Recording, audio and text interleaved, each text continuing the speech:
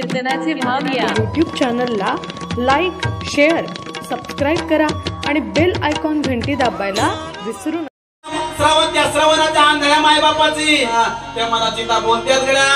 अरे त्या चिता मला बोलतात आणि सांगतात, दशरथा, हे दशरथा, बघ ना कौशल्या, अगं एक ती त्या आंधळ्या श्रवणाच्या आंधळ्या मायबापाची दोन्हीकडे दोन चिता त्या ठिकाणी पेटलेल्या आहेत आणि त्यांच्यामध्ये त्या श्रवणाची सुद्धा चिता त्या ठिकाणी पेटलेल्या आहेत. त्या श्रवणाच्या आंधळ्या मायबापाच्या दोन चिता आहेत गड्या आणि एक ती श्रवणाची चिता पेटलेली मला त्या भिंतीवर दिसते गड्या.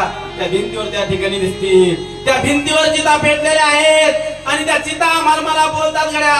राण्या हो ऐका गड्या, त्या चिता मला सांगतात, हे दशरथा, हे दशरथा, अरे आमचा आंधळ्याचा मायबाप असणारा श्रावण जर तू मारत असेल ना आणि त्या श्रावणाच्या योगाने जर आमच्या आंधळ्या मायबापाला या ठिकाणी मारावं लागतंय ना, तर तू सुद्धा 4 वाजता तुझ्या मुलाच्या योगाने त्या ठिकाणी मरशील गड्या. श्रावण दशरथा, तुझ्या मुलाच्या योगाने तू सुद्धा मरशील गड्या. दशरथा, तू सुद्धा मरशील गड्या. अशा प्रकारच्या मला त्या चिता सांगतात गड्या, मला त्या चिता बोलतात गड्या.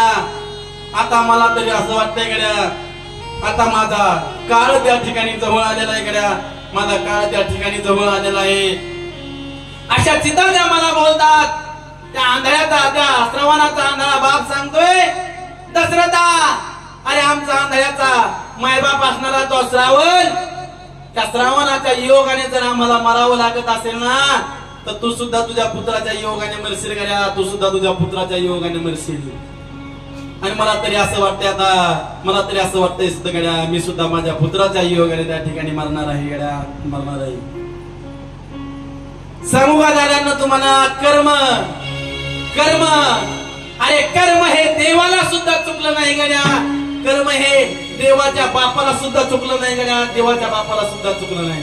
कर्मे दशरथ युगे मेला